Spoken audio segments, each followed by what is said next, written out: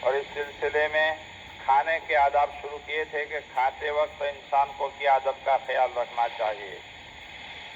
آداب وہ چیز ہے جو انسان اس کا اہتمام کرتا ہے تو آداب کی وجہ سے سنتوں پر چلنے کی توفیق ہوتی ہے، سنت پر چلتا ہے تو سنتوں کی وجہ سے واجبات پر چلنے کی توفیق ہوتی ہے، اور واجبات پر چلتا ہے تو واجبات کی وجہ سے فرائض پر چلنے کی توفیق ہوتی ہے۔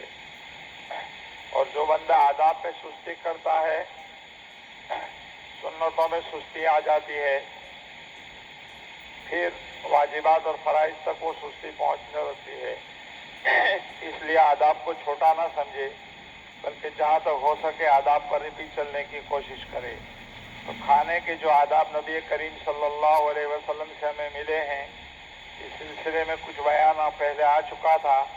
آج اس باب کی آخری روایت ہے اور اس پر حضرت استاد نے ہیڈنگ وغیرہ کیا ہے کہ انسان جب ادب کا خیال رکھتا ہے تو اس سے گناہوں کی معافی کی بشارت حدیث میں آئی ہے کہ گناہ بھی معاف ہو جاتے ہیں۔ چنانچہ ابو داؤد اور ترمذی شریف کی روایت ہے، معاذ بن انس رضی اللہ تعالیٰ عنہ فرماتے ہیں، نبی کریم صلی اللہ علیہ وسلم نے ارشاد فرمایا، جو آدمی کھانا کھائے اور پھر یہ دعا پڑھے، کھانا کھانے کے بعد یہ دعا پڑھے، الحمدللہ الذی اطعمنی ھذا ورزقنیہ من غیر حول منی ولا قوہ غفر لہ ما تقدم من ذنبی۔ کھانے کے اوپر بھی گناہ معاف ہو رہے ہیں۔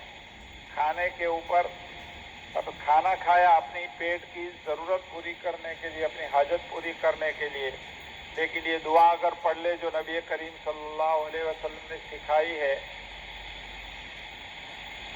تو اس سے بھی گناہ معاف ہو جاتے ہیں۔ اسی طرح کپڑا پہنتے وقت یہ دعا پڑھے، الحمدللہ الذی کسانی ھذا ورزقنی من غیر حول منی ولا قوہ۔ بہت آسان چھوٹی چھوٹی دعائیں ہیں۔ تو کھانا کھانے کے بعد یہ دعا پڑھ لے، الحمدللہ الذی اطعمنی ھذا۔ تمام تعریف اس اللہ کے لیے ہے جس نے مجھے کھانا کھلایا، اللہ ہی نے کھانا کھلایا۔ یہ کھانا مجھے میری تدبیر یا طاقت کے بغیر روزی کے طور پر اللہ تعالیٰ نے عطا فرمایا، ورزقنی من غیر حول منی ولا قوہ۔ یہ دعا پڑھ لے تو اس سے کیا ہوتا ہے، اس سے پچھلے سارے گناہ معاف ہو جاتے ہیں۔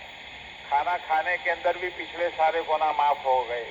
اب چھوٹی سی دعا ہے، الحمدللہ الذی اطعمنی ھذا ورزقنی من غیر حول منی ولا قوہ غفر لہ ما تقدم من ذنبی۔ اور انسان اگر ذرا غور سے دیکھے تو کھانے کے پیچھے اپنی کوئی طاقت نہیں ہے، اللہ تعالیٰ اپنے فضل و کرم سے عطا فرما رہے ہیں۔ تو کھانے کے دو ادب بدلانے کے لیے باب قائم کیا تھا۔ ایک تو شروع میں بسم اللہ پڑھنا ہے، یعنی اللہ کا نام لینا، اور اخیر میں الحمدللہ اللہ کی تعریف اور شکر ادا کرنا۔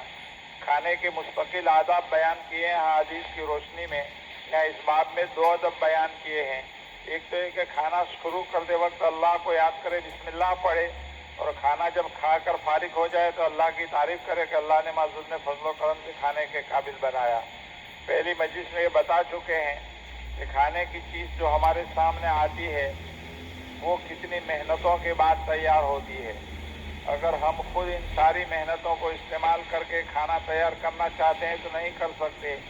یہ تو اللہ تعالیٰ کا نظام ہے جس کے نتیجے میں یہ ساری چیزیں ہم تک پہنچ گئی۔ کتنے بھی پیسے ہمارے پاس ہوں، لیکن کھانے کی ساری چیزیں اگر ہم خود اپنے ہاتھ سے شروع سے آخر تک کرنا چاہیں تو نہیں کر سکتے۔